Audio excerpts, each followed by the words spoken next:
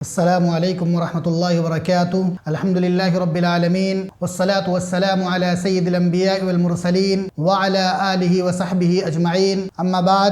محترم ناظرین و سامعین، آج کے حالات میں سب سے بڑا روحانی مرض یہ ہے کہ دنیا ہمارے دلوں میں بس گئی ہے اور آخرت ہماری نگاہوں سے اوجھل ہوتی جا رہی ہے۔ کامیابی کا معیار مال، عہدہ اور آسائشوں کو سمجھ لیا گیا ہے، جبکہ قبر، حساب، جنت اور جہنم کو بھلا دیا گیا ہے۔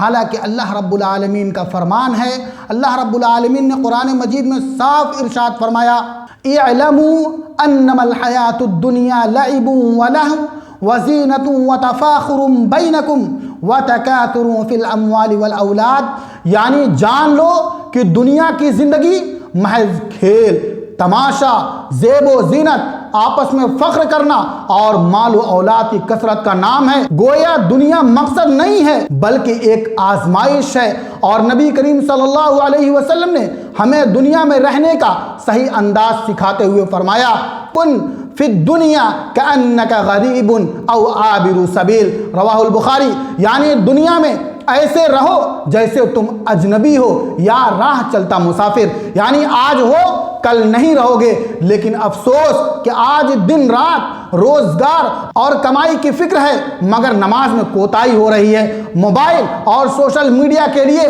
وقت تو ہے، مگر قرآن کے لیے ہمارے پاس فرصت نہیں ہے۔ بچوں کے دنیاوی مستقبل کی فکر ہے، مگر ان کی دینی تربیت سے غفلت برتی جا رہی ہے، اور یہی دنیا کی محبت کا نتیجہ ہے کہ انسان عبادت میں سستی کرتا ہے، گناہوں پر جرأت کرتا ہے، دلوں کی سختی اور موت کی یاد سے غافل ہو جاتا ہے۔ لہذا ضرورت اس بات کی ہے کہ ہم نماز کی پابندی کریں، قرآن سے اپنا تعلق مضبوط کریں، موت اور قبر کو یاد رکھیں، سادہ زندگی اور قناعت اختیار کریں، اور اپنی اولاد کی آخرت کی تیاری پر توجہ دیں۔